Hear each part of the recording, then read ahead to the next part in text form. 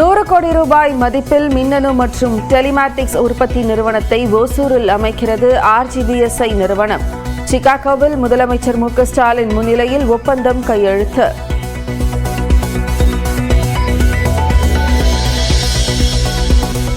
அமெரிக்க பயணத்தை முடித்துக் கொண்டு சென்னை புறப்பட்டார் முதலமைச்சர் மு.க.ஸ்டாலின். உலகின் 17 முன்னணி நிறுவனங்களுடன் 7,516 கோடி ரூபாய்க்கான ஒப்பந்தம் கையெழுத்தானது.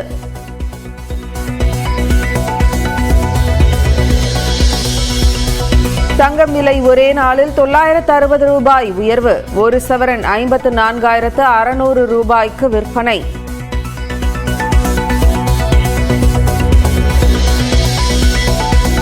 அதிமுக மகளிர் அணி சார்பில் சென்னையில் செப்டம்பர் 24 ஆர்ப்பாட்டம். பாலியல் வன்கொடுமைகளை கட்டுப்படுத்த தவறிய திமுக அரசை கண்டித்து நடைபெறும் என எடப்பாடி பழனிசாமி அறிவிப்பு. மதுரையில் பெண்கள் தங்கும் விடுதியில் ஃப்ரிட்ஜ் வெடித்து ஏற்பட்ட தீ விபத்தில் 2 ஆசிரியைகள் உயிரிழந்த விவகாரம். கட்டடம் சீல் வைக்கப்பட்ட நிலையில் இடிக்கும் பணி சற்று நேரத்தில் தொடங்க வாய்ப்பு. திருவள்ளூர் அருகே துணை மின் நிலையத்தில் ஏற்பட்ட தீ விபத்தால் இருளில் மூழ்கிய சென்னையின் முக்கிய பகுதிகள். மின்தடை முற்றிலுமாக சீர் செய்யப்பட்டுவிட்டதாகவும் மருத்துவமனைகள் உள்ளிட்ட அத்தியாவசிய சேவைகளில் பாதிப்பு இல்லை என்றும் மின் வாரியம் விளக்கம். பொங்கல் பண்டிகையையொட்டி ஜனவரி 11ஆம் தேதிக்கான ரயில் டிக்கெட் முன்பதிவு தொடக்கம். பெரும்பாலான ரயில்களில் சில நிமிடங்களில் விற்று தீர்ந்த டிக்கெட்டுகள்.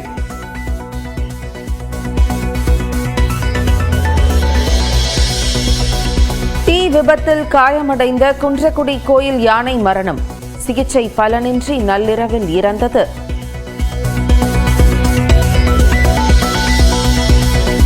மணப்பாறை வட்டார போக்குவரத்து அலுவலகத்தில் லஞ்ச ஒழிப்புத்துறை காவலர்கள் சோதனை. கணக்கில் வராத 1,15,000 ரூபாய் பறிமுதல்.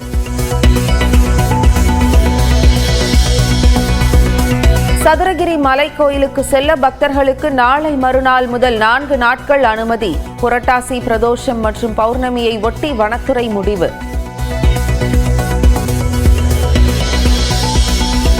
மதுரை அருகே திமுக கூட்டத்தில் வழங்கப்பட்ட சிக்கன் பிரியாணி சாப்பிட்ட 100க்கும் மேற்பட்டவர்களுக்கு வாந்தி மயக்கம். முதல் நாள் இரவு தயாரிக்கப்பட்ட உணவை மறுநாள் சாப்பிட்டதால் உடல்நலக் குறைவு ஏற்பட்டிருக்கலாம் என தகவல்.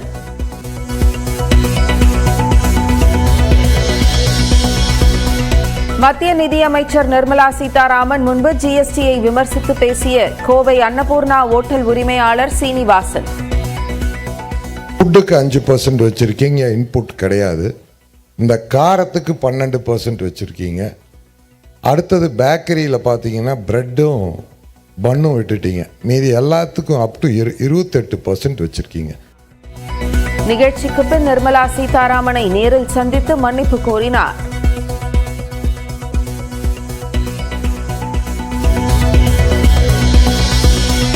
நாளை நடைபெறவுள்ள குரூப் 2 தேர்வுக்கான வழிகாட்டி நெறிமுறைகள் வெளியீடு. காலை 9 மணிக்கு முன்னதாக வர வேண்டும் என தேர்வர்களுக்கு அறிவுரை.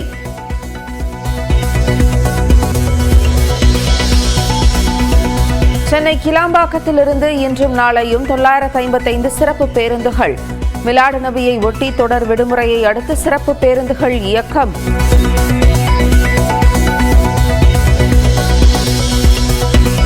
மறைந்த மார்க்சிஸ்ட் கம்யூனிஸ்ட் கட்சியின் பொதுச் செயலாளர் சீதாராம் யெச்சூரியின் உடல் டெல்லி எய்ம்ஸ் மருத்துவமனைக்கு தானம். ஆராய்ச்சி மற்றும் கல்வி நோக்கத்திற்காக குடும்பத்தினர் வழங்க ஒப்புதல்.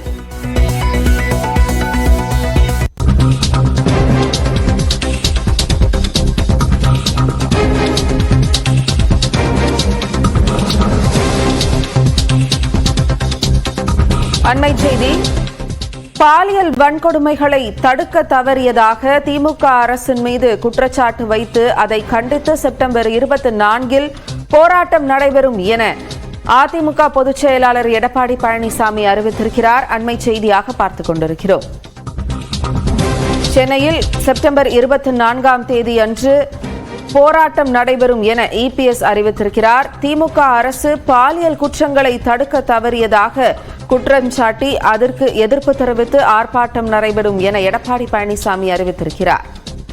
பர்கூர், மேட்டுப்பாளையம், ஒரத்தநாடு பாலியல் வன்கொடுமை சம்பவங்களை சுட்டிக்காட்டி இந்த அறிக்கையை இபிஎஸ் வெளியிட்டிருக்கிறார்.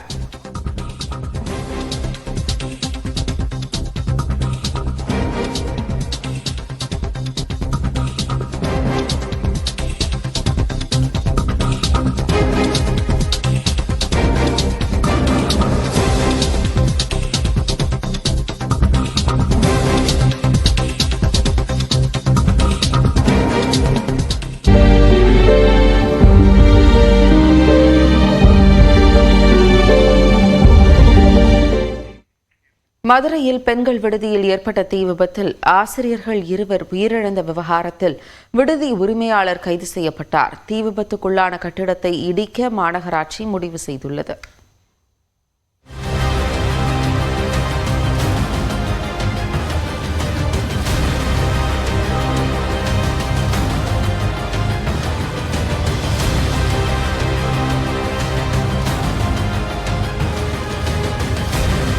மதுரை பெரியார் பேருந்து நிலையம் அருகே கட்ராபாளையம் தெருவில் இயங்கி வந்த விசாகா விடுதியில் ஃப்ரிட்ஜ் வெடித்ததால் ஏற்பட்ட தீ விபத்தில் தூத்துக்குடியைச் சேர்ந்த பரிமளா, சரண்யா ஆகிய 2 ஆசிரியைகள் உயிரிழந்தனர். விடுதி காப்பாளர் புஷ்பா தீ காயங்களுடனும், செவிலியர் கல்லூரி மாணவி ஜனனி, சமையலர் கனி ஆகியோர் மூச்சு திணறல் காரணமாக தனியார் மருத்துவமனையில் சிகிச்சை பெற்று வருகின்றனர். விபத்தின் போது சிக்கிக் கொண்ட மாணவி ஜனனி சக மாணவருக்கு செல்போனில் உதவி கேட்டு கதறிய ஆடியோ வெளியாகி கேட்போரை கலங்க வைத்தது.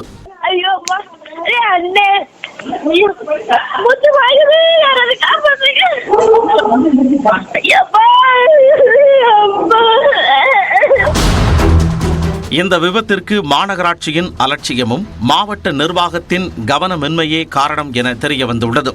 அதாவது ராஜகோபால் என்பவருக்கு சொந்தமான இந்த கட்டடத்தை குத்தகைக்கு எடுத்து விசாகன் ஜெகதீசன் என்ற மருத்துவர் கிளினிக் நடத்துவதாக கூறி அனுமதி பெற்று பல ஆண்டுகளாக மகளிர் விடுதி நடத்தி வந்துள்ளார். 20 பேர் தங்கும் வசதி உள்ள இந்த இடத்தில் 40ற்கும் மேற்பட்ட நபர்களை தங்க வைத்திருந்ததாக குற்றச்சாட்டு எழுந்துள்ளது. இருக்காது, சாப்பிட்றதுக்கே விருப்பம் இல்லாத மாதிரி. மதியம் சாப்பாடு தரணும்னா அவ்வளோ ஸ்மெல்லு வரும், அந்த அளவுக்கு இருக்கும் சாப்பாடு. அதே மாதிரி பாத்ரூம் நீட்டாவே இருக்காது, தண்ணி வரவே வராது. ஒரு சில குளிக்காம பல்லு விளக்காம காலேஜ் போவோம். மதுரை மாநகராட்சியில் உள்ள ஆபத்தான கட்டடங்களை இடிக்கும் நோக்கில் கடந்த ஆண்டு அக்டோபரில் மாநகராட்சி சார்பில் இந்த விடுதிக்கு நோட்டீஸ் வழங்கப்பட்டதாக கூறப்படுகிறது. இந்நிலையில் தீ விபத்து ஏற்பட்ட இடத்தை நேரில் ஆய்வு செய்ய வந்த மாவட்ட ஆட்சியர் சங்கீதாவிடம் நோட்டீஸ் அனுப்பிய பின்னும் ஓராண்டாக நடவடிக்கை எடுக்காதது ஏன் என்று கேள்வி எழுப்பப்பட்டது. அதற்கு வழக்கு நீதிமன்றத்தில் உள்ளதாக ஆட்சியர் சங்கீதா விளக்கமளித்தார்.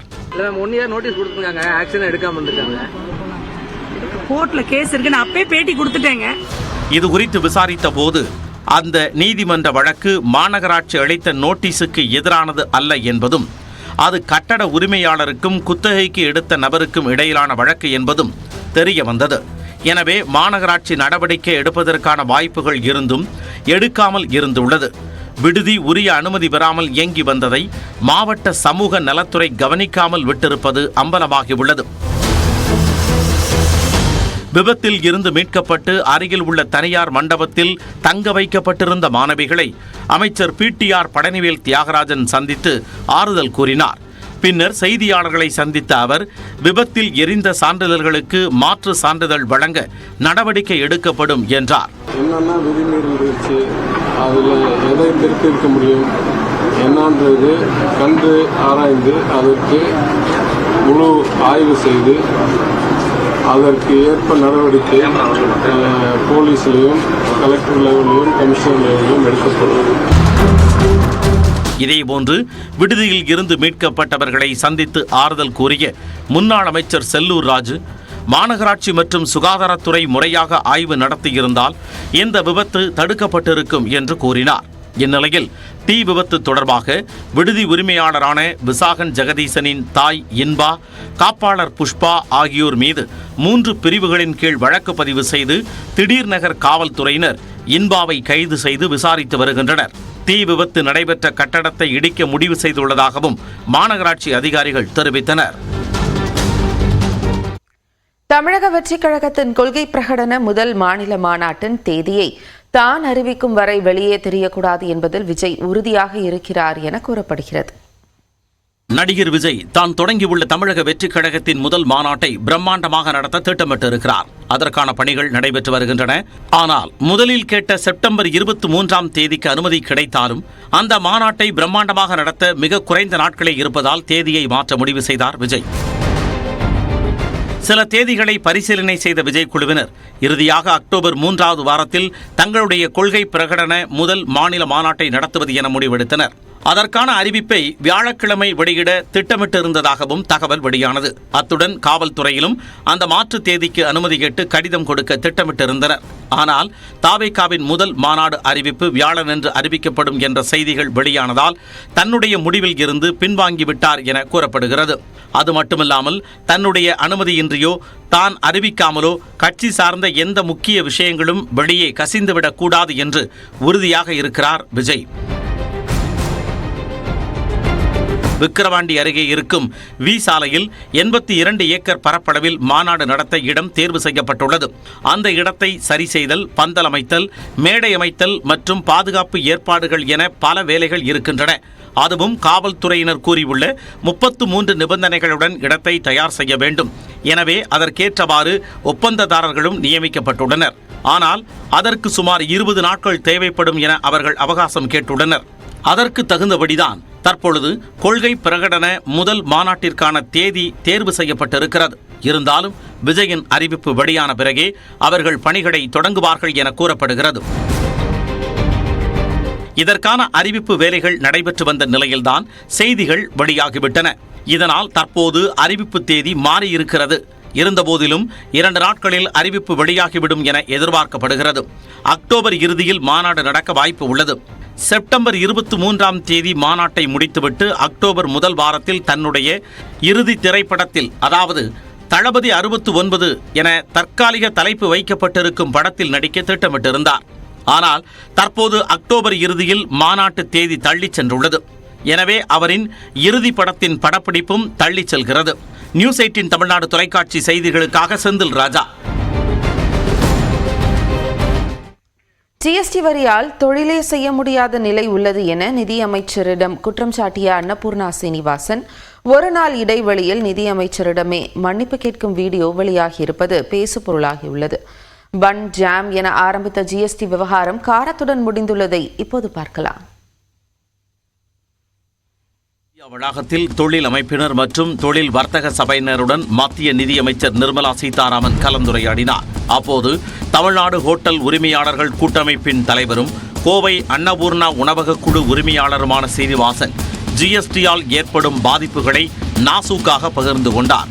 வானதி சீனிவாசன் அடிக்கடி கடைக்கு வந்து ஸ்வீட் கொடு, காரம் கொடு என கேட்கிறார் என்றவர், ஒரு சமையலர் செய்யும் ஒவ்வொரு வகை இனிப்பிற்கும் காரத்திற்கும் வெவ்வேறு ஜிஎஸ்டி விதிப்பது அதிர்ச்சி அளிப்பதாக கூறினார்.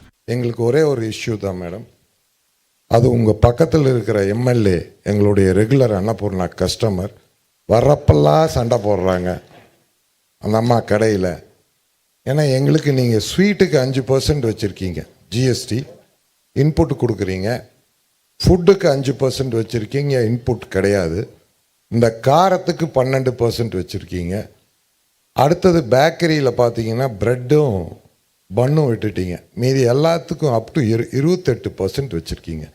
இந்த அம்மா வர வேண்டியது ஜிலேபி சாப்பிட வேண்டியது, அடுத்தது காஃபி கொடுக்கணும், காரம் வேணுங்கிறது. காரத்துக்கு 12ன்னு சொன்னால் உடனே சண்டைக்கு வர்றது. ஒரு குடும்பம் உணவு சாப்பிட்டாலே பில் போட கம்ப்யூட்டரே திணறுது என்றவர், வடநாட்டவர்கள் அதிகம் ஸ்வீட் சாப்பிடுவதால் இனிப்புக்கு 5%, காரத்திற்கு 12% ஜிஎஸ்டி விதிக்கப்படுவதாக வானதி சீனிவாசன் கூறியதாக போட்டுடைத்தார்.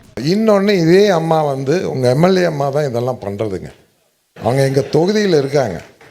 கடையில் வடநாட்டில் அதிகம் ஸ்வீட்டு சாப்பிட்றாங்க, அதனால தான் அம்மா இங்கே அதுக்கு 5%, காரத்துக்கு 12 பண்ணிட்டாங்கங்கிறாங்க. நான் சொன்னேன், இல்லைங்க அப்படியெல்லாம் இல்லை, தமிழ்நாட்டில் ஸ்வீட், காரம், காஃபி அப்படி தான் போகும். அதனால் தயவு செஞ்சு அதை கொஞ்சம் கன்சிடர் பண்ணுங்க மேடம்.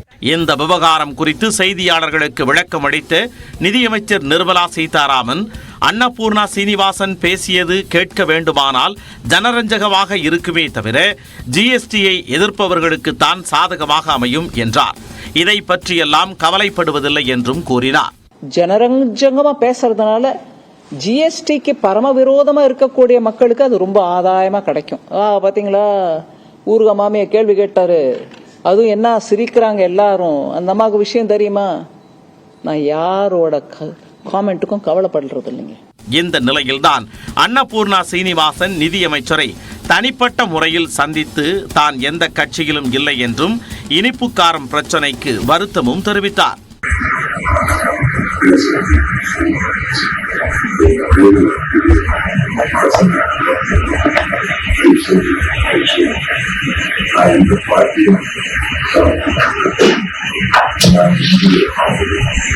அந்த வீடியோவில் ஜிஎஸ்டி குறித்து தாங்கள் பேசியது தமக்கு வருத்தமில்லை என்றும் வானதி சீனிவாசன் கடைக்கு வந்து சண்டை போடுவதாக குறிப்பிட்டதுதான் அதிர்ச்சி அளித்ததாக நிர்மலா சீதாராமன் பேசுவதும் பதிவாகி உள்ளது.